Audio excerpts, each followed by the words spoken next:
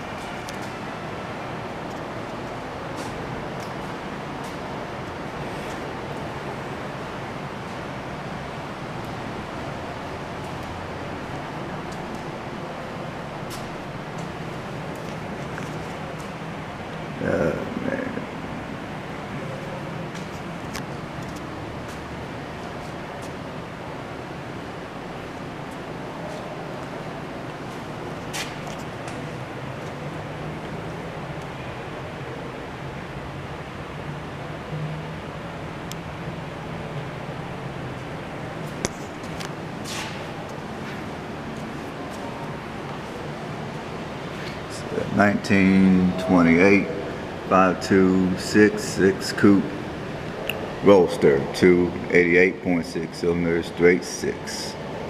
Here's the information for y'all. Man, I wish I could buy a new car for $2,425. I wish I could. Yeah, them days are long gone, unfortunately.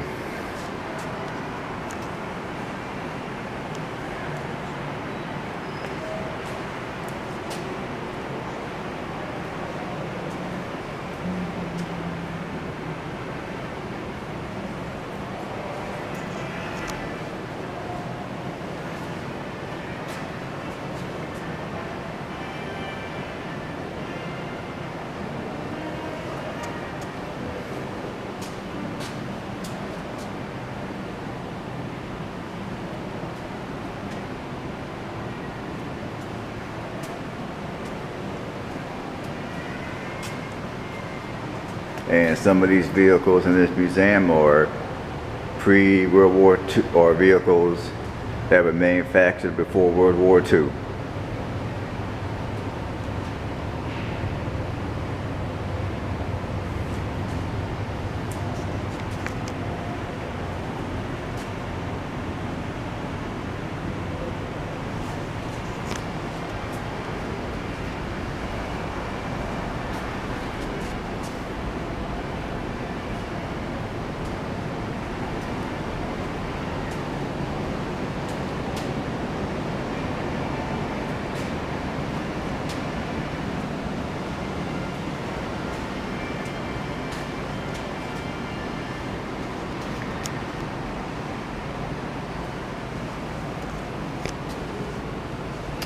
Here's a 1928 Jesse Vincent Speedster.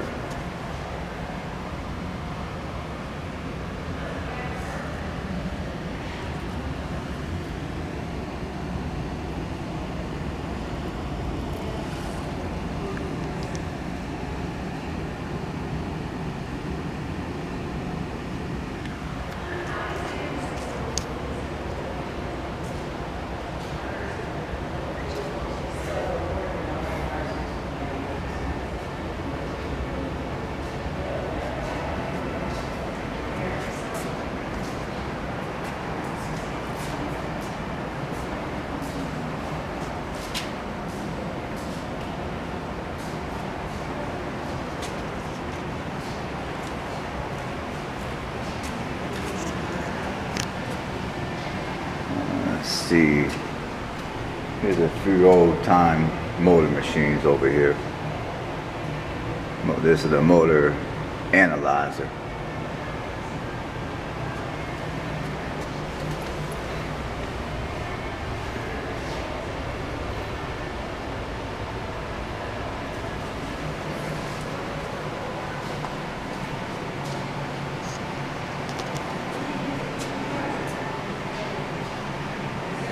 Not sure what this is. It looks like a tire changer.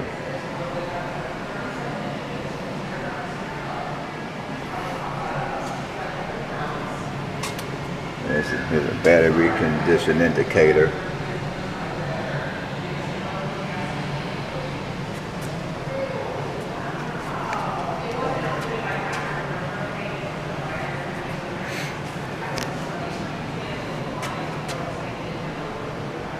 Not sure what this machine is.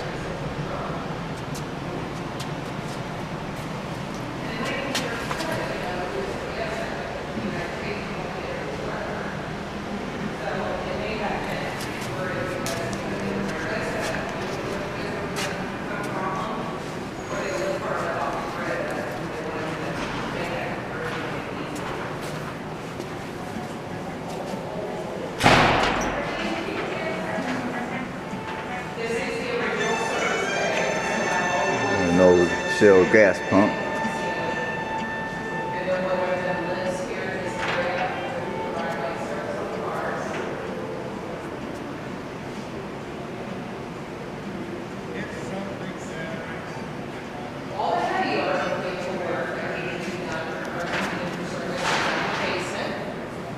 This here is the original freight elevator from the dealership.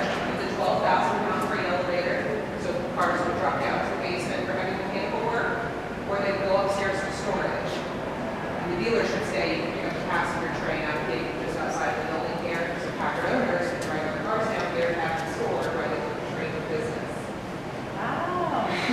Do they, so is the basement still being used for something? We still use the basement for storage opportunities, yes. Maybe someday we'll be able to open up the second story, maybe even the lower basement levels for public view as well. It's probably about a 10-year old right now. So just the main floor is what we have our collection out and available to be seen right now. This old building though is the first reinforced concrete building in Dayton in 1917. So our heaviest Packards, weighing up to 6,500 pounds, can roll across all levels of this building without any movement, any issues whatsoever. We actually share the same architect as the Packard factory in Detroit, which is also a very large reinforced concrete operation there. Albert Kahn is the gentleman who designed both the Packard factory building and our reinforced concrete and everything.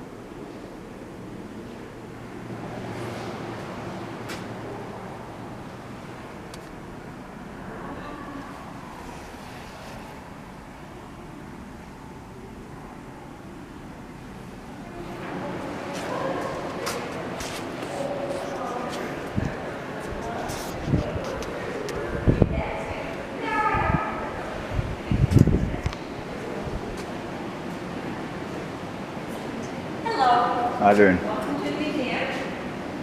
Thank you. This car In I'm this- recording it so you know. Oh, sorry. Yeah, you can talk. You can tell me some Okay. information. I just want to let you know Well, that these that's two going to record cars it. have a connection in that they were both owned by people connected to Oh, which Procter two cars? & Gamble.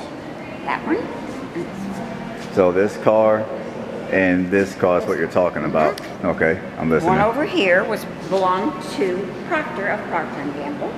Okay, He ordered it very plain. all right. He probably wasn't a person who was really comfortable with his affluence, and it was during the period of time of the Lindbergh kidnapping, and people with Right. wealth were very concerned about the safety of their children, and Okay. that might have had something to do with it too.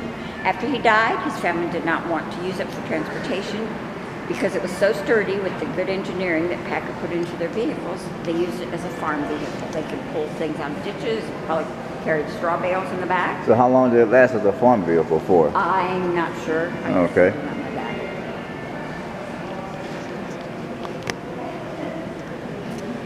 This one belonged to a woman named Mary Gamble Nippert. Who? Mary Campbell. Gamble. Oh, I'm sorry, G- Mary And Gamble. Gamble is Procter Gamble of Okay. Procter & Gamble. Oh, Mr. okay. Nippert was an official with the company. She did All not right. own the car until after she was married to him. He was wealthy too. They became big philanthropists in Cincinnati. University of Cincinnati football stadium is Nippert Stadium. All right. They donated money to the arts and all kinds of other things in Cincinnati. Anybody from down there hears the word Nippert and they know exactly who you're talking about.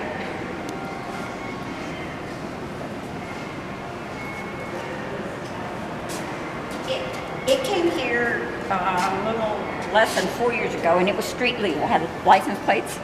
It had been restored inside, but Packard wouldn't like this because it's synthetic fabric, and they use wool. They would have wanted this to be fixed so that it was wood grain look. They did not replace the paint, and it's pretty crazed, and that's apparently something that happens to cars with lacquer-based paints So when they are this. exposed to sunlight. So is this the original color at least that the car is I think manufactured? it may be, but I actually am not sure, but it's dark green. Okay, so the color was dark. Well, it looks dark green. Come to think of it. If the sun were shining on it, you'd really be able to see it. That's a pretty car.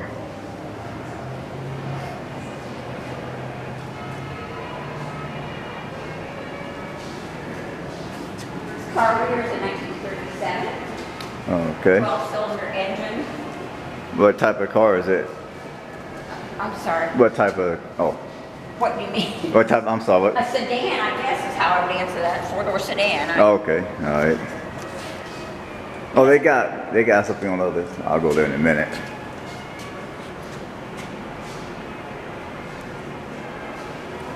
Very big back seat. Man, these cars are huge.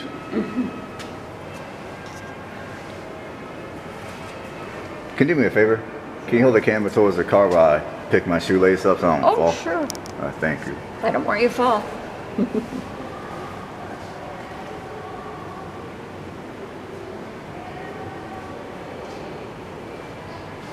Okay, I appreciate it. This car has a very unique feature. It's a 1937. Leading up to World War II, the government got very nervous about whether they would have enough fuel for wartime vehicles. All right. So they commissioned Packard and some other car people to come up with alternate fuel ideas.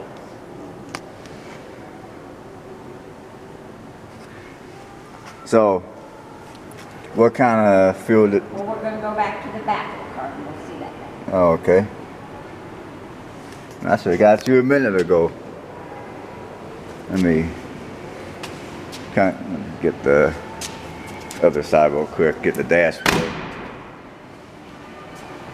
You want to stop here or you want to go around first? I was gonna go there real quick. Okay, go ahead. Get a couple of pictures.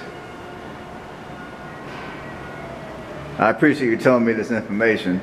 You're welcome. I mean, my viewers will enjoy knowing about it as well. That's what I'm here for.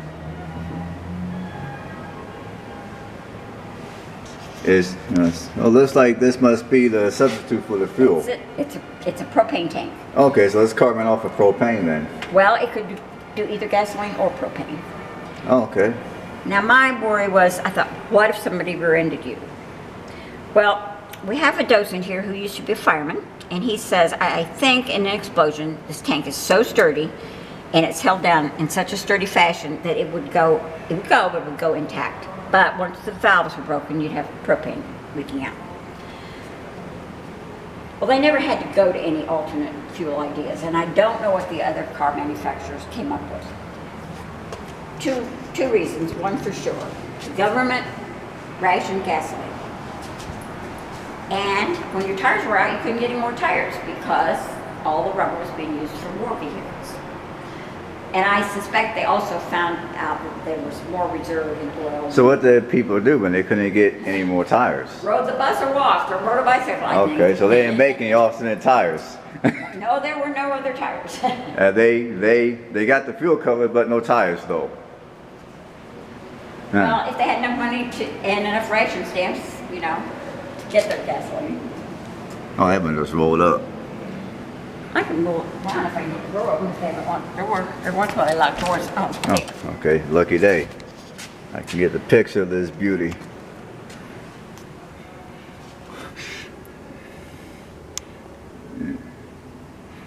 These cars look nice. Yes, they were pretty nice. They have window blinds back on these side windows.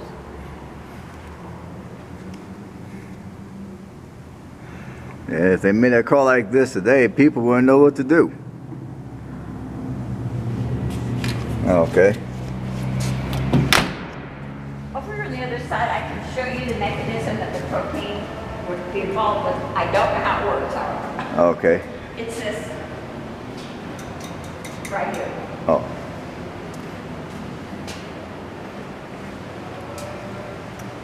All right. So what part is it again? This right here. This has to do with the use of propane. But I just Okay. don't know exactly what the mechanism does. Okay. And you're going to show me a tank for this? Well, something. Well, that was in the trunk. Oh, okay, which is okay. all- Okay. I apologize for the Oh, it's all right. miscommunication.